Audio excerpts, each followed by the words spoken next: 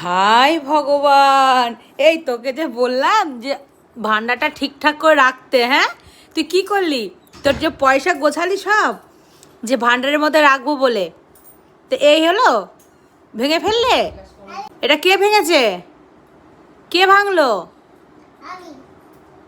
তাহলে যে একটু আগে যে বললাম আমি ভাঙিনি,